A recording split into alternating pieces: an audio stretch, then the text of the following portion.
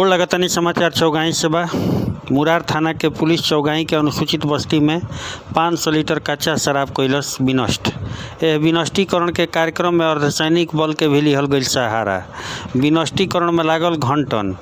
मुरार थाना के अंतर्गत चौगाई पंचायत के महादलित बस्ती में मुरार थाना के पुलिस यह बस्ती में शराब बनावे के सूचना मिले के बाद यह सूचना के आलोक में मुरार थाना के थाना प्रभारी मनोज पाठक छापामारी खातिर टीम बनैनी।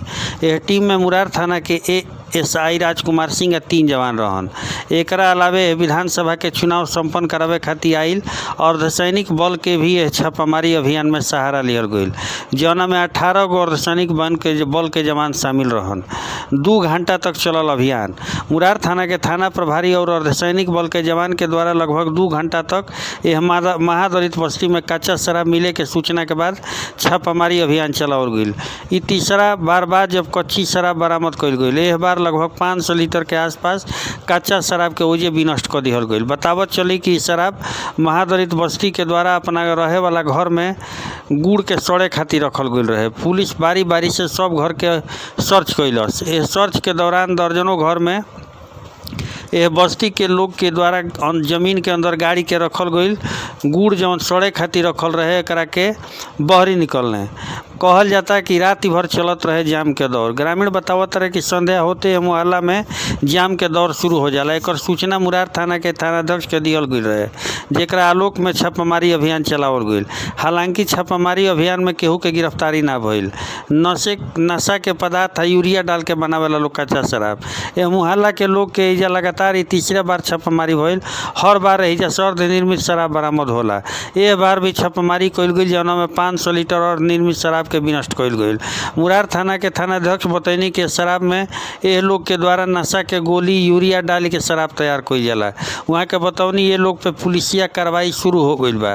ये लोग के चिन्हित करके FIR दर्ज के जेल भी भेज दिहल जाई। लेकिन सवाल ये उठाता कि लगातार 5वीं दफा बटुए। सरकार से निहोरा बा, विनती बा कि ऐसा परिवार खातिर जे कि एकदम झुग्गी झोपड़ी में रहता, एक घर में 10-10 गो परिवार रहता, ये घर खातिर शिक्षा के अलग जगावे के चाही। सरकार के चाही कि लोग के पढ़ाई के भी समुचित व्यवस्था करे के चाही, तबे जाके इ लोग के अंदर शिक्षा आई। आई शराब जौन बार बार जब पकड़ाता, यह बस्ती में धराता, नाम भी दियाता, FIR भी होता, लेकिन कौनो सुधरे के नाम नहीं है। वीडियो के रूरा सब अंत में देखब कि एगो महिला जौन की लगभग नशा में भी है। भोजपुरिया समाचार भले एक पुष्टि नहीं करत, लेकिन बयान सुनब तो खुद महसूस होई।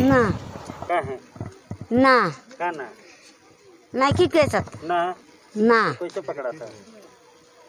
हमरा लूरिए नहीं के तो पकड़ात कैसे बदलुया? तो हम लूर नहीं के। हां लूर नहीं के बनावे के ना ये के लूर बा ना हम नहीं के हां हैं ना हां ना।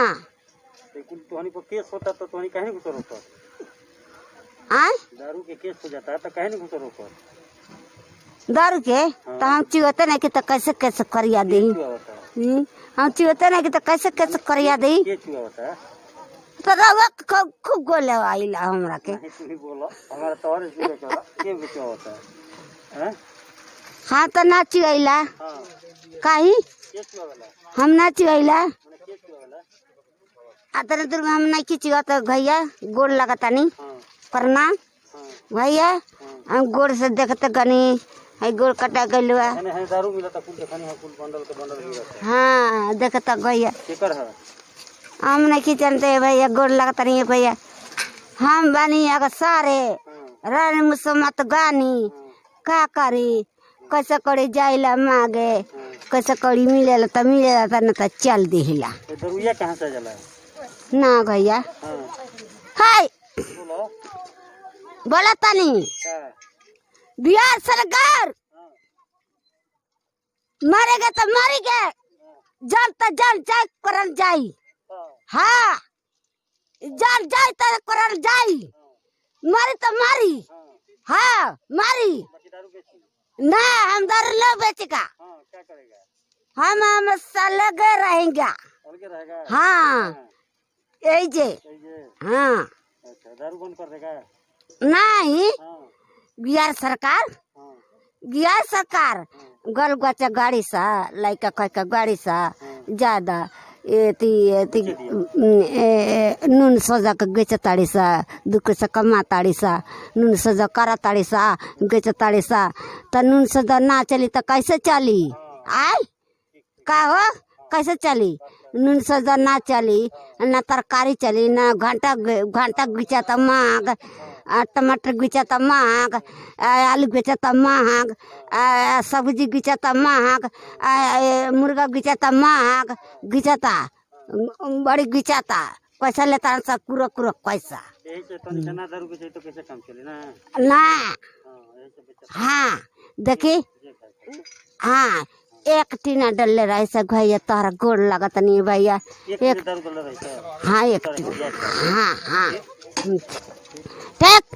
हाँ बिहार सरकार जीते का बता जीत दी।